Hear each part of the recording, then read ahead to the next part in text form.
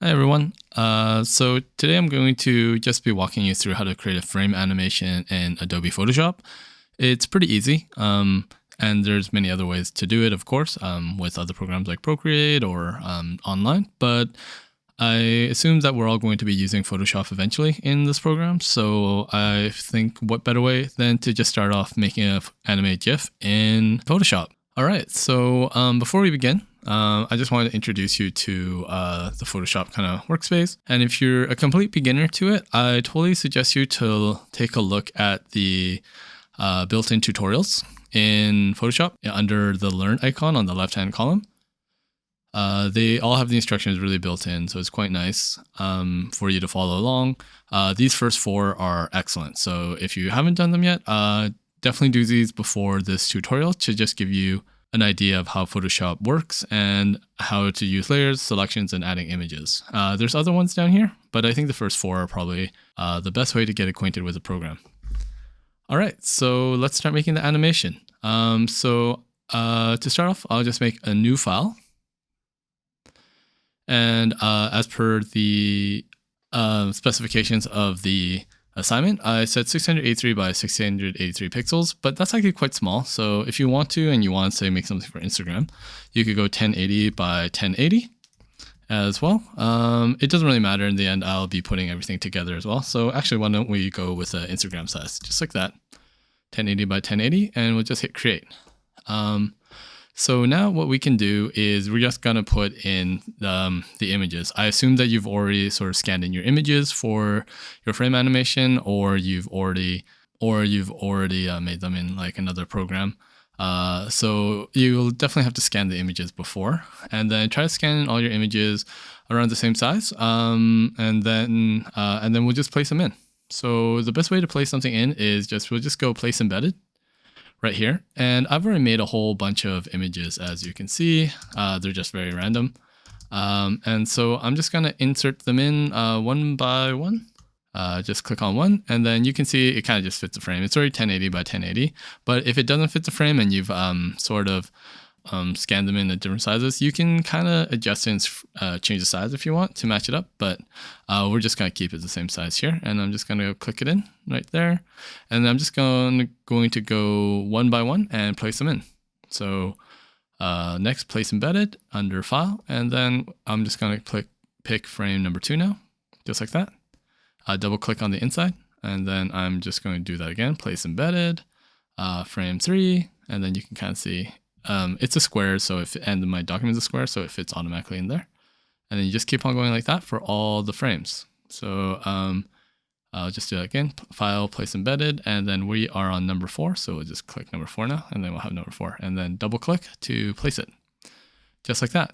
There's actually an easier way to do it. If you say you have a lot of your images already scanned in, and you just want to put them all in one file, you can go to File, Scripts, and then Load Files into Stack. So what this will do is it'll take all your files that you select and then just kind of put them on layers on top of each other. So we'll click Browse right here, and this will make a new file with the same sort of specs as with the same sort of resolution as these ones, which are already 1080 by 1080 pixels. So you just kind of hold Shift and you select all of them and you hit Open, and just like that, you can see they're all there. You'll probably want to sort by name first, because you see it's 1, 10, 2, 3, 4. So we want 10 at the bottom. So we'll just go sort by name, and then that'll get everything right there. And then I'll just leave these unchecked.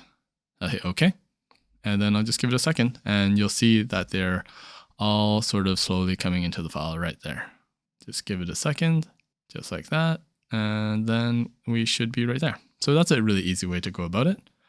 All right, so now that we have all our layers placed in, so if you're working in Procreate and you're importing it from just a Photoshop file, you should already have something like this. So you can start from here. And then what we're going to do is we're going to first just show you, this is what your workspace should be looking like, but we want to open up the timeline panel up in Windows. So just go into your menu bar up here, and then just click on timeline right here. And then you should have something that says down here, create frame animation or create video timeline. If you don't see it, it might be because you're on a new Mac, an M1 chip, I believe, and then you'll have to restart your computer with Rosetta on. So we'll click Create Frame Animation, and I'll guide you through it. All right, so we have right here, we can see that we have the first frame here, and then the first frame, you can see that all of these layers are visible with these little eyeballs right there. So what we want to do is pretty much create a new frame and then turn off all the unnecessary frames and just leave the one that we want on for that frame. So for instance, for this first one, let's just start with number 1. So we'll just click that one, and then you can just unclick every other one down here. You can just hold and slide down if you want. And then after that's isolated, then we'll just make a new frame, and then we'll just click this one off and then just put that one on. And then we just kind of do that, and then just slowly one by one, and then we'll make a frame animation just like that. Pretty easy.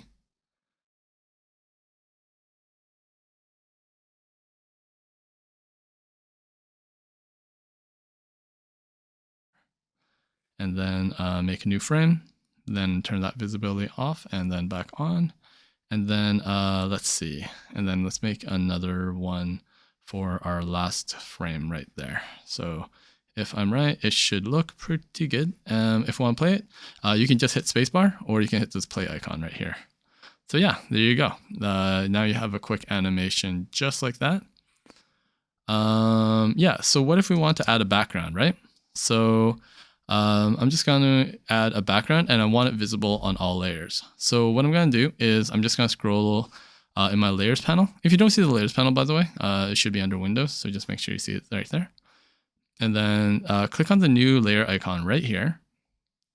And then what we're going to do is now that you see that went all the way on the top, because I had the top layer selected, I have to drag this all the way down. So just drag that all the way down. I'm just kind of right down there, and then just kind of, and I'm going to, and then if you kind of click through the frames now, you can see that everyone it's visible.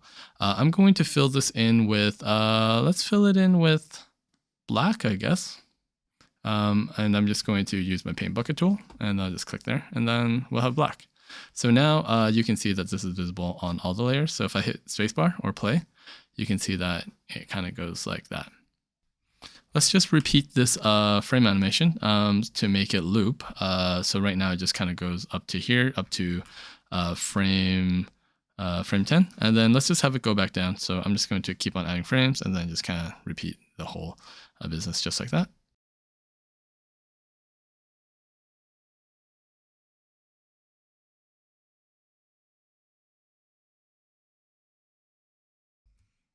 All right, so yeah, and if you want to delete a frame, you just can go select the frame and then just go delete frame, and then you should be able to delete it. Yeah, there we go.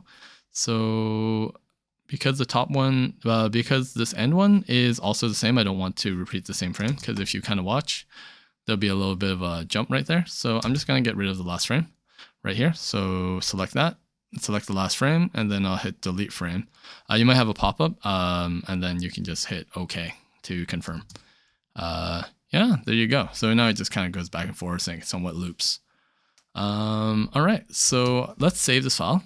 So we'll just go file, save, just like that. And let's just name it something descriptive. So let's say blob animation, just like that. So all right, so yeah, let's set the timing now. So right now there's 0 seconds, so it'll just kind of go right through, but we'll want to put a bit of time on it.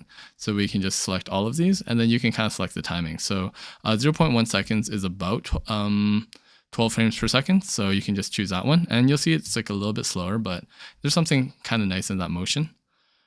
If you want slower, or if you want a specific frame to be longer, I'd say maybe the one in the middle to be 0.5. You can see that you can just change each frame individually, which is kind of a benefit from other sort of online free animation programs that you can kind of do that. But for this purposes, I'm just going to have it 0.1 seconds and just keep it like that. And then I'm going to export it as a animate GIF. So I'm just going to go export, and the best way to do it is to just go, you could go render video, But to save as the animated GIF, just go for Save for Web Legacy right down there. And then you have to change this one to GIF. And then you can kind of see this part kind of opens up. And then you can kind of preview it and then play it. Let's hit save. And then we'll be asked to save it wherever we can. So I'm just going to save it on my desktop. And then blob animation GIF. And then we can hit save. And then now, if we open up in our Finder, so maybe we can just hit it. Yeah, so you can kind of see it like that. All right, so that's my tutorial for how to make an animated GIF. Hopefully that was helpful. Let me know if you have any questions. Thanks.